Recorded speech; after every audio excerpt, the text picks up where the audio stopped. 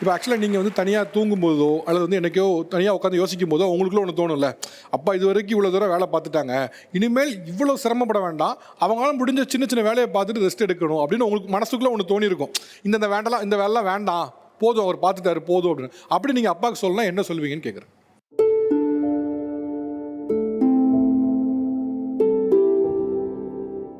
அப்பா, நான் உங்கள்கிட்ட சொல்கிறேன், எனக்காக இன்னும் கரெக்டாக ஒரு 1 இயர் இல்லைனா 2 இயர் பொறுத்துக்கோங்க.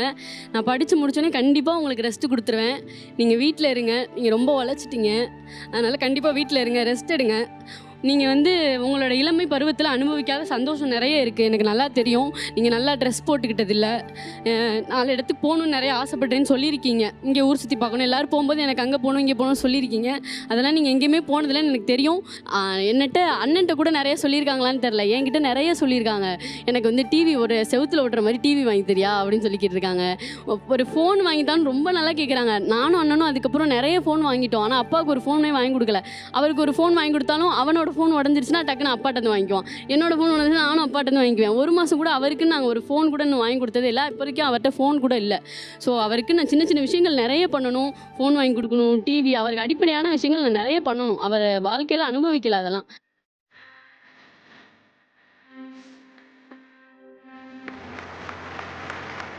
நீங்கள் என்னென்ன ஒர்க்லாம் பார்த்துட்டு இருக்கீங்க சார்? இன்னைக்கு தேதிக்கு உங்கள் குடும்பத்தை நகர்த்துவதற்கு நீங்கள் என்னென்ன வேலையெல்லாம் செய்ய வேண்டியிருக்கு? சார், நான் ஒரு கம்பெனியில் வந்து மருத்துவ பிரதிநிதியாக ஒர்க் பண்ணுறேன் சார்.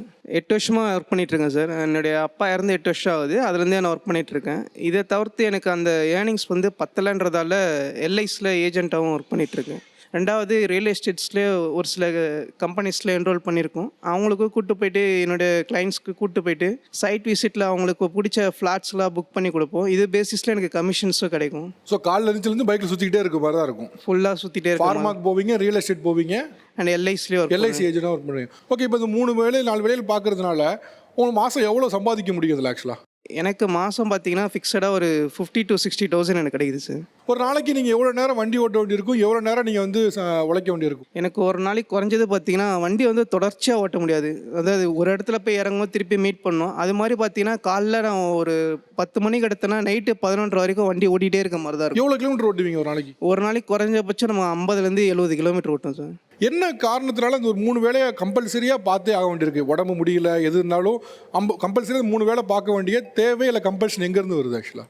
சரி, எனக்கு கம்பல்சரி தேவைன்னு பார்த்தீங்கன்னா என்னுடைய ஃபேமிலி வந்து முழுமையாக என்னுடைய ஏர்னிங்ஸில் டிபெண்ட் ஆகிட்டாங்க அப்பா இறந்ததால். 2வது அம்மா வந்து அப்பா இருக்க சொல்லி ஹவுஸ் ஒய்ஃபாக இருந்தாங்க. வெளி உலகமே மெயினாக தெரியாது. அப்புறம் எனக்கு வந்து ஒரு தம்பி இருக்கார். அவர் என்னோட வயசில் பார்த்திங்கன்னா ரொம்ப கம்மி. அவர் இன்ஜினியரிங் படிக்கிறாங்க. ஸோ அவங்களையும் மேனேஜ் பண்ணதுக்காக ஃபீஸ் கட்டுறது எல்லாமே நானே தான். ஆமாம், தம்பிக்கு ஃபீஸ் கட்டுறது எல்லாமே அவர் ட்ராவலிங் எக்ஸ்பென்ஸு எங்கள் அம்மா சார். அம்மா ஓகே ஓகே. ஆக்சுவலாக அம்மா தன்னோட வாழ்க்கையில் நிறைய விஷயம் பண்ணியிருப்பாங்க. பட் ஃபேமிலிக்குன்னு ஓடுனது இருக்கும்ல, உங்களுக்கு அம்மாவை பார்த்து இந்த ஒரு விஷயம் வந்து எனக்கு அம்மா பற்றி சொன்னால் ரொம்ப பெருமையாக இருக்கும் அப்படின்னு என்ன சொல்லுவீங்க? எல்லாத்தையும் தனியாக நின்று ஃபேஸ் பண்ணுவாங்க. ஆக்சுவலாக அவங்க சிங்கிள் பேரண்ட்ஸ் சார். ஓ, என்னெல்லாம் வேலை பார்க்குறாங்க இப்போ? அவங்க வீட்டு வேலை பார்க்குறாங்க சார். வீட்டு வேலையே ஒரு நாளைக்கு 7-8 வீட்டு வேலை பார்க்குறாங்க. அது போக பூ விற்பாங்க. எங்கள் வீட்டு சைடு வந்து 100 நாள் வேலைலாம் எப்பயாவது போடுறப்போ அங்கே உள்ளவங்களுக்கு மோர், பருத்தி பால் அதெல்லாம் கொண்டு போய் கொடுப்பாங்க. வியாபாரம் பண்ணுறது பண்ணுவாங்க. டெய்லரிங்கும் பண்ணுறாங்க வீட்டில். பொதுவாகவே ஒரு வீட்டில் இருக்க ஒரு பெண்மணிங்களே அவங்க வீட்டு ஒரு பாத்திரம் துளக்கி துணி துவைச்சி போட்டு வீடு பெருக்கி பண்ணுறதே கொஞ்சம் டயரிங்கான ஜாபாக தான் இருக்குது. ஆனால் ஒரு 8 வீட்டில் வேலை பார்க்குறதுங்கிறது ரொம்ப ஆச்சரியமாக இருக்குது. எப்படி பண்ண முடியும் அப்படின்னு. வீட்டில் இருக்கிற என்ன பிரச்சனை காரணமாக இப்போ நீங்கள் 8 பேர் வீடு, அதுக்கப்புறம் பூக்கடை, ஒரு பக்கம் டெய்லரிங், ஏன் இவ்வளவு பண்ணுறீங்க?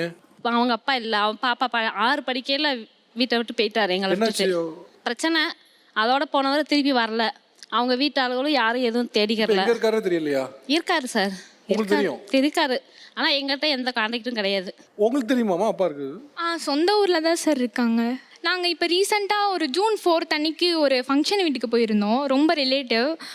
அவங்க வீட்டுக்கு போகிறப்போ அங்கே பார்த்தேன். ஆனால் பேசிக்கல சார். நானே ரொம்ப வருஷம் கழிச்சு தான் அவரை பார்த்தேன். நான் பார்த்து எனக்கு கூட ஒரு ஃபீலிங்ஸ் இருக்குது. பட் அவர் கண்ணில் நான் அதை பார்க்கவே கிடையாது. உங்களை மகள்னு பார்க்க இதே இல்லை? எனக்கு கிராஸ் பண்ணிட்டு தான் போனார். ஆனால் எதுவுமே பேசல சார். ஸோ வீட்டில் அவர் இல்லைங்கிறதுனால நீங்களே எல்லாத்தையும் பார்க்க வேண்டியிருக்கு. Okay okay. எல்லாமே நான் தான் பார்க்கணும் அப்படின்போது பாப்பா +2 முடிச்சிட்டா. இப்போ காலேஜ் ஃபீஸ் இருக்குது. இன்னொரு பாப்பா 11 படிக்கிறா, 10 முடிச்சிருக்கா. இப்போ அடுத்து அந்த பெண்ணுக்கு படிக்க வைக்கணும். இப்போ வீட்டில் எல்லா சுச்சுவேஷனே வாடகை வீடு தான் சார். யார்கிட்டையும் நம்ம போய் கையேந்தி நிற்கக்கூடாது. என்னோடது அதுதான். யாரும் கேட்டால் செய்வாங்க. எங்கள் வீட்டில் வந்து தம்பி இருக்கான், அம்மா எல்லாருமே இருக்காங்க. ஆனால் யார்கிட்டையும் வந்து நம்ம ஹெல்ப் பண்ணி எனக்கு கேட்கக்கூடாது. நம்ம பிள்ளைங்கள தேவையை நம்மளே பார்த்துக்கணும். ஓகே, ஒருவேளை இப்போ உங்கள் அப்பா வந்து இந்த ஷோ பார்க்குறாருன்னு வச்சுக்கோங்களேன். இப்போ உங்கள் அம்மாவை பற்றி ஒரு சந்தோஷமாக ஒரு விஷயம் சொல்லணும், அது உங்கள் அப்பாவுக்கு வந்து நாக்கப்படுகிற மாதிரி இருக்கும் அப்படின்னா என்ன சொல்லுவீங்க? எங்களுக்கு அங்கே சொந்த ஊரில் இடம் எல்லாமே இருக்குது. வாட் இஃப் நான் வந்து ஃப்யூச்சரில் நான் நல்லா படித்து நல்லா வேலைக்கு போகணுன்னு தான் சார் என் ஆசை. நல்லா சம்பாரித்து அவர் முன்னாடி வந்து வீடு கட்டி அவரையே வந்து என்னோட வீட்டு பால் காய்ச்சி கூப்பிட்டு பாருங்கள் நீங்கள் இல்லைனாலும் நான் எங்கள் அம்மா என் பாப்பா 3 பேர் இருக்கோம்ல நாங்கள் அப்படின்னு காட்டணும் சார். பேசிக்காக நீங்கள் விட்டு போயிட்டீங்க, அதனால் நாங்கள் ஒன்றும் கெட்டு போகல, நாங்கள் நல்லா தான் வாழ்கிறோம் அப்படிங்கிறத காட்டணும். மாதிரி நீங்கள் ஒரு நாளைக்கு என்னென்ன வேலைகள் பார்க்குறீங்க, எவ்வளோ நேரம் வேலை பார்க்குறீங்க? நான் ஒரு நாளைக்கு வந்து பார்த்தீங்கன்னா ஒரு 18 மைக் பக்கத்தில் மணி வச்சுக்கோங்க. 18 மணி நேரம் கண்டிப்பாக வேலை பார்த்துருவேன். என்னென்ன வேலைலாம் பார்க்குறீங்க? ஷிஃப்ட்டுக்கு போயிட்டுருக்கேன் சார். சூப்பர்வைசராக இருக்கேன் நான். பார்த்து முடிச்சுட்டு அதுக்கப்புறம் ஊபர் ஓட்ட போவேன், சொமேட்டோ ஓட்ட போவேன். அதெல்லாம் என் ஃப்ரெண்டு என்ன வேலை சொன்னாங்கன்னா இப்போ வந்து கார் ஓட்ட கற்றுட்டு இருக்கேன் சார். அது போச்சுன்னா இப்போ ஏன்னா எங்கள் இதுலேயே வந்து பார்த்தீங்கன்னா ஆக்டிங் நிறைய டிரைவர் கேட்குறாங்க. சரி நம்ம போனால் கற்றுக்கிட்ட ஒரு லைசன்ஸ் தரேன், நம்ம போய் அதை கூட நம்ம ஓட்டினா ஒரு 1500 ஒரு நாளைக்கு தராங்கன்னு சொல்லிட்டு இப்போ அதுவும் கற்றுட்ருக்கேன் சார். நான் இப்போ எல்லாமே வந்து நான் பார்க்குறது வந்து பார்த்தீங்கன்னா என்னோடய ஒய்ஃபுக்காக மட்டும்தான். அவங்க வீட்டில் வந்து பார்த்தீங்கன்னா நல்லா வசதியாக வாழ்ந்தவங்க. என்னை லவ் பண்ணாங்க ஒரே காரணத்துக்காக. அவங்க எல்லாத்தையும் விட்டுட்டு என்னை நம்பி வந்தாங்க. அவங்க வீட்டில் எப்படி இருந்தாங்களோ அதேமாரி நான் வந்து பார்த்துக்கணும்னு சொல்லிட்டு அவங்களுக்காக நான் வந்து உழைச்சிட்டு இருக்கேன். நீங்கள் தான் ஃபேமிலிக்கு ஒர்க் பண்ணுறீங்களா? என்னை படிக்க வைக்கிறார் சார். ஓ அப்படியே, என்ன படிக்கிறீங்க? டிஎம்எல்டி பண்ணிட்டு இருக்கேன் சார். DMLT DMLT. அது எங்கள் அப்பாவோட ஆசை. நான் 12th படிக்கும்போது அப்பா இறந்துட்டாங்க. இறக்கும்போது சொல்லிகிட்டே தான் இறந்தார், லேப் டெக்னீஷியனாக நீ ஆகணும் அப்படின்ட்டு. உண்மையாக அவரோட ஒய்ஃபுன்னு சொல்லி ரொம்ப கர்வமாக இருக்குது சார் எனக்கு. இவ்வளவும் பண்ணி தான் அதை நம்மளை கம்ஃபர்ட்டாக வச்சுருக்காருன்னு தெரியுமா உங்களுக்கு? எவ்வளோ இதாக இருந்தது? நான் அவர்கிட்ட சொல்லியிருந்தேன், நான் ரொம்ப ஆடம்பரமாலாம் இருக்க விரும்பலை. நான் உங்கள் கூட சேர்ந்து நான் ரோட்டில் நின்று கூட நான் கஷ்டப்படுறேன். உங்களோட சேர்ந்து அவருக்கு இப்போ டீ கடை பிஸ்னஸ் வைக்கணும் ஒரு ஆசை இருக்குது சார். ஒரே ஒரு இண்டக்ஷன் ஸ்டவ்வோட லைஃப்பை ஸ்டார்ட் பண்ணோம் சார். 1 year ஆகுது எனக்கு மேரேஜ் ஆகி. அவங்க வந்து பார்த்தீங்கன்னா அப்ரெண்டிஸ் ஆப்ரேஷன் பண்ணுவாங்க. கீழே வந்து தரையில் வந்து படுக்க முடியாது, ஒரு துணி கூட அவங்களால துவைக்க முடியாது. அவங்க எனக்கு உடம்புலாம் கூட துவைப்பாங்க, துவைச்சி முடிச்சோன்னா வயிறு ரொம்ப வலிக்குன்னு சொல்லிட்டு வந்து படுத்துருவாங்க. அவங்களால சாப்பிடுவாங்க சார். அந்த சாப்பாடு அவங்களுக்கு வந்து டைஜஷனே ஆகாது, அடிக்கடி ஃபுட் பாய்சன் ஆகிடும். அவங்களுக்காகவே நான் அவங்களுக்கு என்னென்ன பிடிக்குமோ சொல்லிட்டு அதுக்கு ஏற்ற மாரி சமைச்சு கொடுப்பேன். நான் அவங்களுக்கு வந்து சமைச்சு கொடுத்தது யாருமே இல்லை. எங்கள் வீட்டிலேருந்து யாரும் வந்து பார்க்க மாட்டாங்க. எனக்கு அம்மா பட்டுமே சரி, அவங்களுக்கு வந்து அம்மா பட்டுச்சு. எங்கள் வீட்டு சைடு சரி, அவங்க வீட்டிலும் சரி, யாருமே ஒரு ஃபோன் கூட பண்ணி கேட்கல, யாரும் வந்து பார்க்க கூட கிடையாது. எனக்கு அம்மா சரியாகி 2வது நாளே நான் டியூட்டி போய் ஜாயின் பண்ணிட்டேன். அதுக்கப்புறம் ஒரு 3வது நாள் அவங்களுக்கு அம்மா போட்டுருச்சு. எதனா ஒரு எமர்ஜென்சினா பக்கத்து வீட்டில் சொல்லிட்டு போவேன். அவன் எதனா சொன்னாங்கன்னா என்னை கூப்பிடுங்க, நான் வந்து பார்த்துக்கிறேன் அப்படின்னு சொல்லுவாங்க. அவங்களால வந்து அவங்க ஒரே ஒரு சொல்கிற விஷயம் என்னென்னா, நீ என் கூட உங்களால் டைம் வந்து ஸ்பெண்ட் பண்ண முடியல. அவங்க கேட்குற ஒரே ஒரு விஷயம் தான். நான் இன்றைக்கி கூட நான் நைட் ஷிஃப்ட்டு போயிட்டு மறுபடியும் நான் மார்னிங் கண்டினியூ பண்ண வேண்டிய ஒரு சூழல் இருந்துச்சு. அவங்க கேட்டதுனால அவங்களுக்காக சரி டைம் நம்ம ஒதுக்குவோம் அப்படின்னு சொல்லிட்டு நான் வந்து இந்த ஷோக்கு வந்திருக்கேன் சார். நான்